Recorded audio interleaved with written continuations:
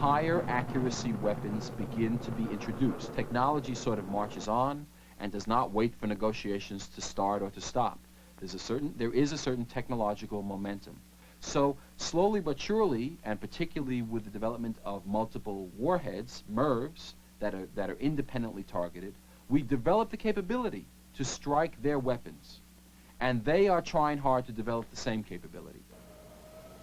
This nose cone contains MIRVs, multiple independently targetable re-entry vehicles. MIRVs allow one missile to deliver as many as 14 warheads. They're also more accurate than earlier missiles. This accuracy led to another reevaluation of strategy. In mutual assured destruction, cities are targeted. Each society is held hostage by the other. This is called counter-value targeting. It means targeting population centers, threatening to cause as much devastation as possible. A nuclear weapon exploded anywhere in these cities will destroy them. It need not be very accurate. Accuracy, however, is essential to an alternative strategy called counter-force. Here you target your adversary's forces to destroy his ability to continue fighting. MIRVs made counter-force more attractive. One MIRV missile can destroy several opposing missiles, thereby disarming your opponent. In early January of 1974, Secretary of Defense James Schlesinger gave a speech at the Overseas Press Club in Washington. He announced a change in U.S. nuclear strategy toward counter-force. The change is one that has been discussed in various foreign policy reports of the President. The intent is more effective deterrence of the possibility of strategic warfare, because it is known by all parties that the President of the United States has options other than the devastating option of going against the cities on the other side. What Schlesinger then says in 1974 is, we need weapons to be able to strike with just limited capability. This in some ways is not a very new idea. It really is an extension of flexible response, but it is an extension that is incorporating the reality that we now have very advanced, very accurate weapons. We are building MIRV weapons. We have hundreds and then thousands of them. We need a rationale. Why do we need so many weapons? The answer Schlesinger provides. We need weapons to strike limited targets in a very selective fashion. And the sort of political and psychological argument is, unless we have that very finely tuned capability, we won't be able to deter finely tuned attacks. Soviet strategy, since the mid-60s at least, and actually going back to the late 50s, is based on preemption. The notion that if it looks like war is about to occur, the best strategy for employing one's forces are to destroy the enemy forces before they can be used. That is, you target your nuclear forces first on the enemy nuclear forces, because that plays a major role in limiting damage to yourself. And then you also have forces that are set aside to target cities and industry. So it is counter-force targeting. That's exactly what preemption is. Negotiations had continued while both sides were developing a counter-force capability. President Carter and Chairman Brezhnev signed the Second SALT Agreement in 1979. In return for higher ceilings on some U.S. systems, the Soviets were allowed to have more large land-based missiles. American critics charged that the U.S. was negotiating itself into inferiority. SALT II became the focus of strong opposition. Prominent among the lobbying groups that opposed the treaty was the Committee on the Present Danger, made up of many former government officials. One of its founders was Eugene Rostow. It was like the race of the tortoise and the hare. We were ahead. We were far ahead in the nuclear weapon, and then we went to sleep under a tree. The Soviet Union kept moving along, putting tremendous resources of science and technology and money into the development of nuclear weapons. And then suddenly, finally, we woke up and discovered that the tortoise had outstripped us. The critics saw the accuracy of Soviet missiles increasing. They argued that the Soviets were out to get a first strike capability that would knock out the U.S. deterrent force.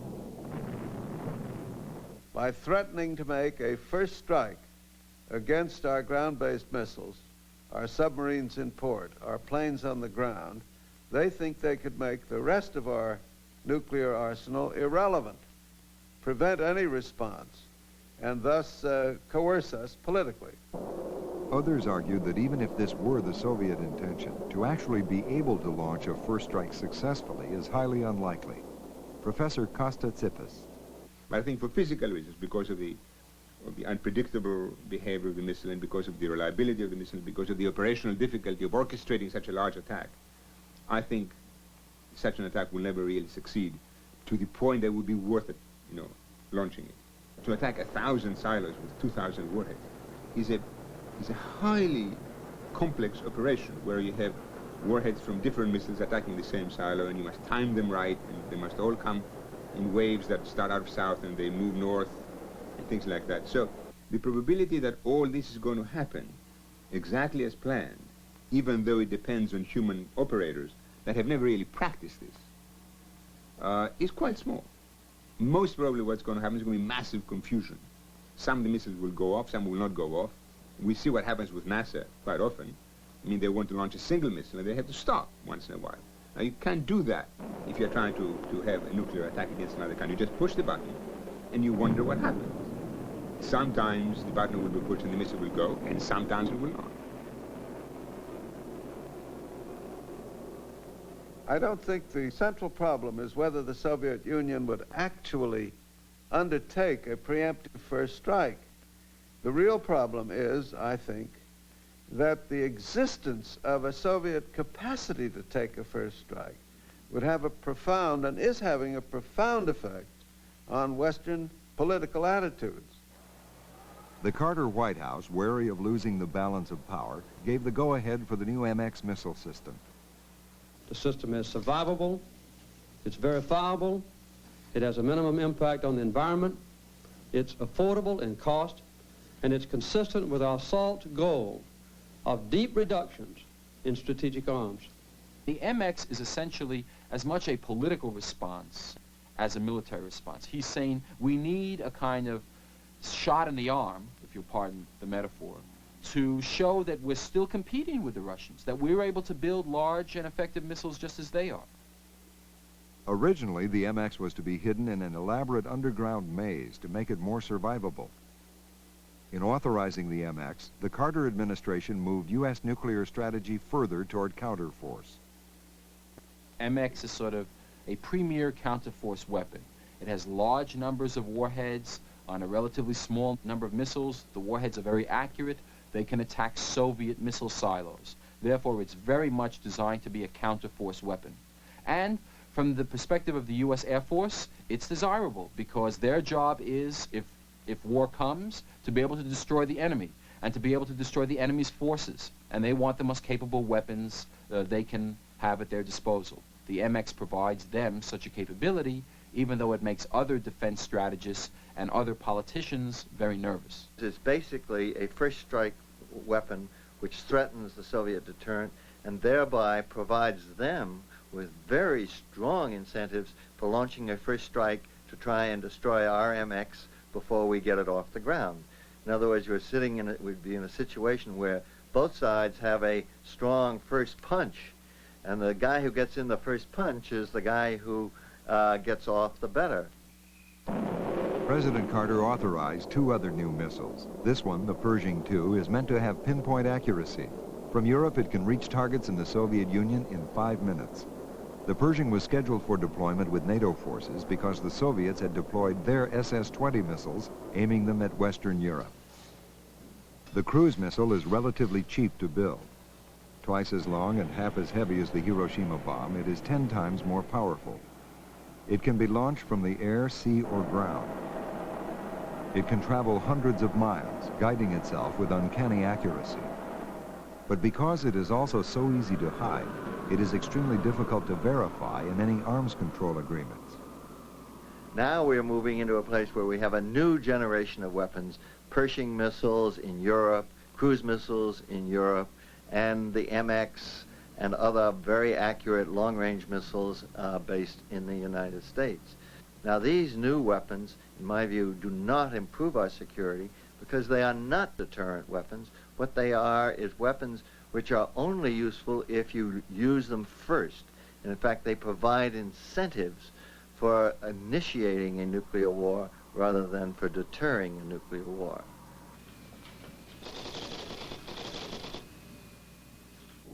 The newly elected Reagan administration didn't see the new missiles as destabilizing. They were concerned about the U.S. falling behind. Our deployed nuclear forces were built before the age of microcircuits. It's not right to ask our young men and women in uniform to maintain and operate such antiques. The effectiveness of our deterrent has been eroding because of the modernization that the Soviets have put into their system and the fact that we have not. And we now have systems that are not too vulnerable to first strikes by the Soviets, and it is essential that we rebuild them as quickly as we can. The Pentagon's modernization program demanded the largest increase in the defense budget since the massive U.S. buildup in the mid-60s.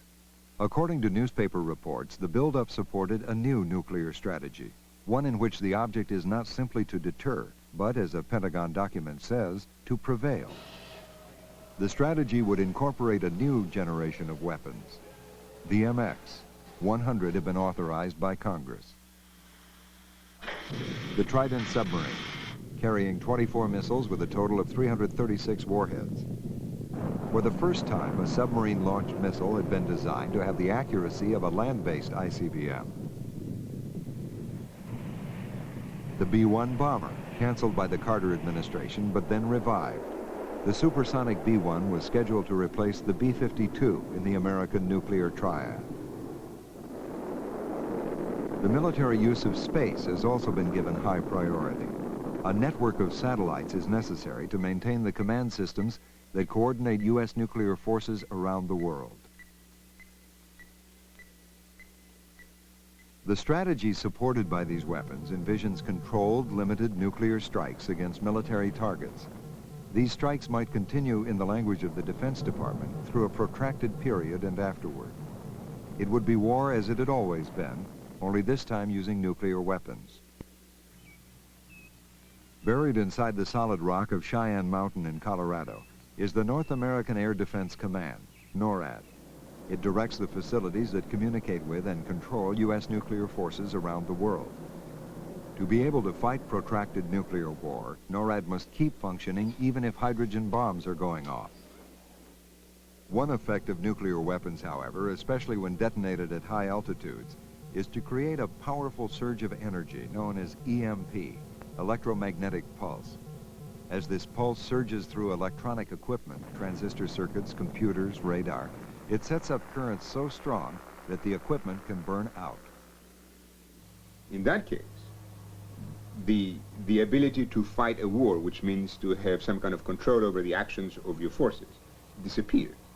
Therefore, you don't have a war, you just have, groups of people with missiles at their command who do not know what the leadership of the country wants, and some of them may be very conservative and never launch. Some of them may say, well, the last thing we have to do is to launch these warheads, and you have a totally chaotic situation. NORAD is trying to develop systems that won't be affected by EMP and other effects of nuclear weapons. The largest single increase in the new defense budget is for making the U.S. command, control, and communications facilities more secure. Do you need to be able to fight effectively a nuclear war in order to deter it? Or if you begin to develop that capability, does it increase the likelihood of actually fighting a nuclear war?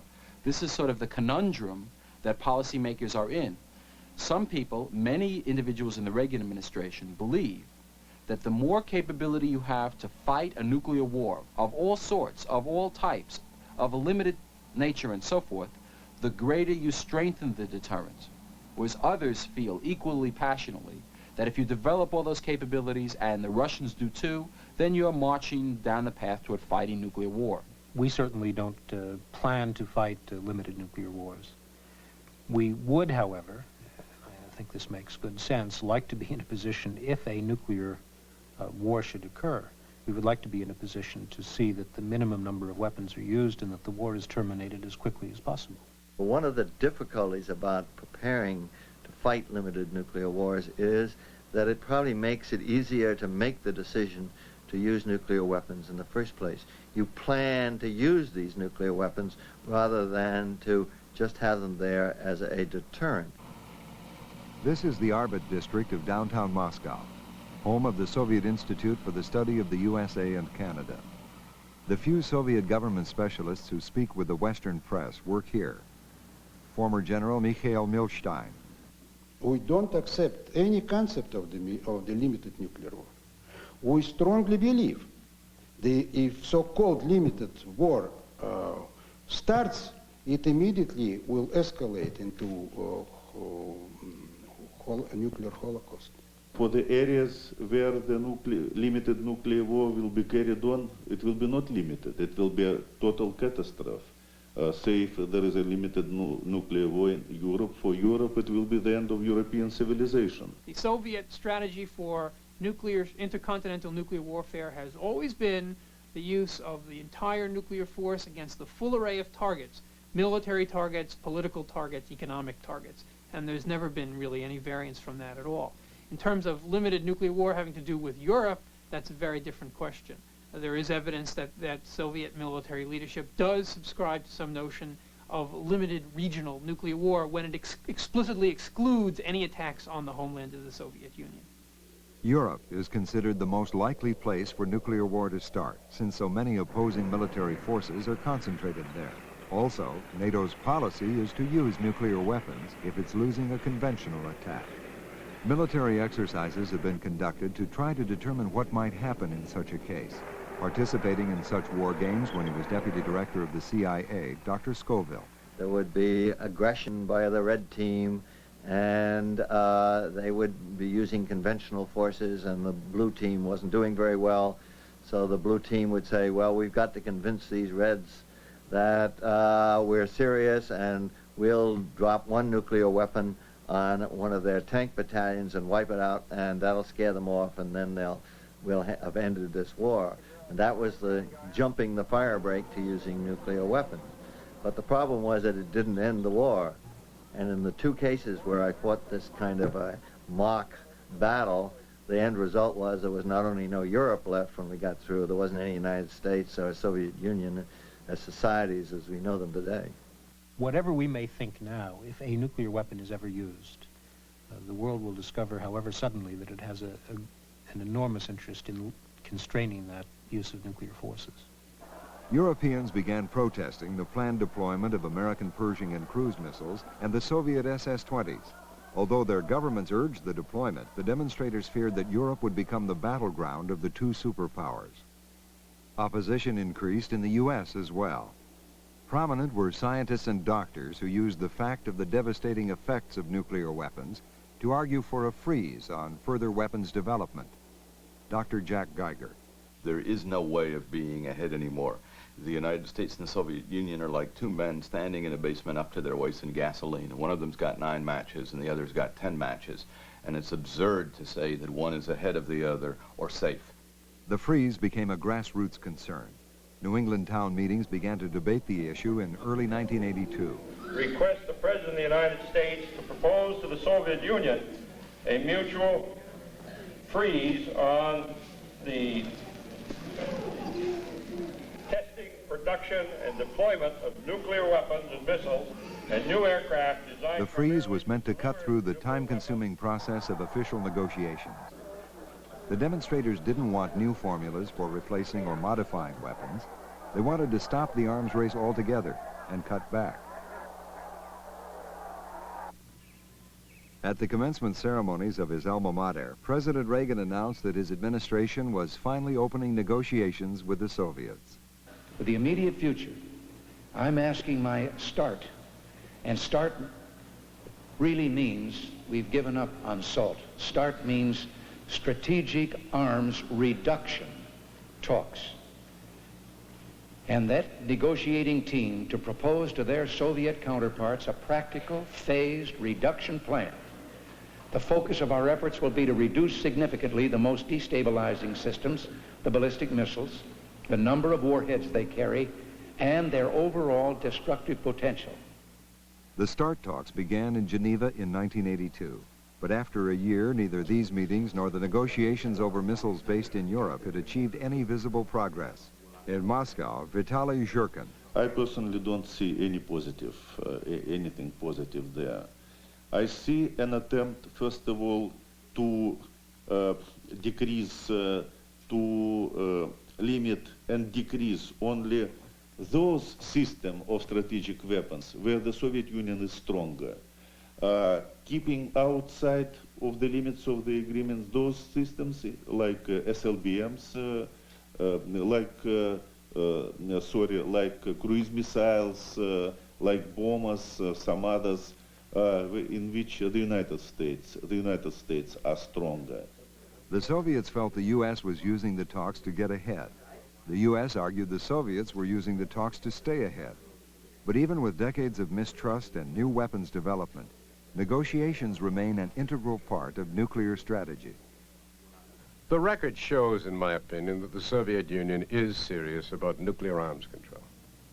And I think the reason that they are serious is the reason why we can trust them in this regard. You can trust anybody to act in their own self-interest. It is in the national self-interest of the Soviet Union to prevent nuclear war. They recognize they could not survive a nuclear war. I would trust them a lot more if I had good information as to what they were actually doing. One thing we've learned in the arms control context in the past is that the Soviets will exploit loopholes and uncertainties in agreements that have been concluded, and they will exploit them sometimes with some very unpleasant surprises. There is no need to trust them. I would not trust them. Why should anybody else trust them? But I don't have to trust them. I'm perfectly willing to sit down and negotiate with them as long as any kind of agreement we end up with is verifiable by national technical means of verification, namely by satellites or other means that do not have any kind of subjective kind of component in it. I don't have to trust you if I can see what you're doing all the time. First of all, we're not lovers. Neither the United States nor the Soviet Union. Even lovers don't trust each other, you know. Well, at least they have to be a little bit suspicious. But speaking seriously, well, it comes, first of all, through talks, through negotiations, through verification. It comes through coming to an agreement, a real agreement, which based on two principles which were accepted by four American administration, parity and equal security.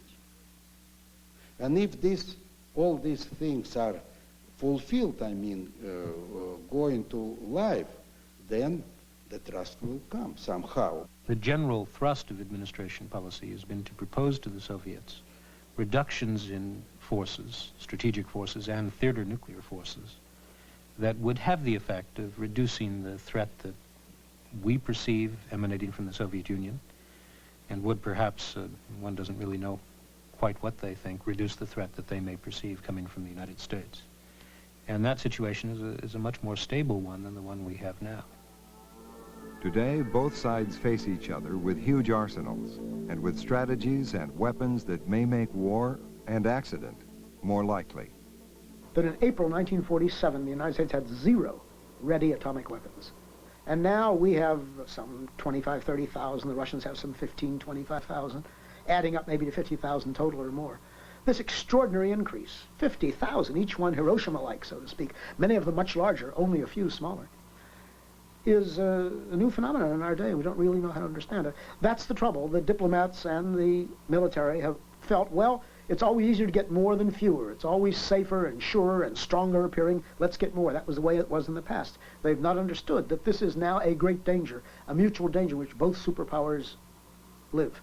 They are each able to destroy the other and themselves by initiating this effect. And I think there's no security in the long run except reducing the number very, very sharply. If we are making errors, they are on the side of caution, and we are saying, let us make sure we have that little extra rather than not have enough. The irony of this, of course, is that if the Russians in fact feel the same way, it propels a tremendous amount of momentum to our competition. And we just keep each saying to each other, we better be safe than sorry, and we keep building, and maybe one day we'll make a mistake with catastrophic consequences. If the goal of strategy is to ensure the security of a nation, a successful strategy in the nuclear age remains elusive and uncertain. But there is no uncertainty about the effect of the weapons both sides have. If the strategy of deterrence fails, it could release the most destructive arsenals ever assembled. In World War II, the total destructive force expended by all the warring nations amounted to roughly 3 megatons. A megaton is the destructive force equal to 1 million tons of TNT. From 1939 to 1945, about 3 million tons of TNT were exploded. 3 megatons. Today's nuclear arsenal is equal to almost 15,000 megatons. Nearly 5,000 World War IIs, ready to be unleashed at a moment's notice. If this arsenal were made up of only Hiroshima-sized bombs, and if one bomb were dropped every 3 seconds another Hiroshima, the nuclear rain would fall for 40 days and 40 nights without end.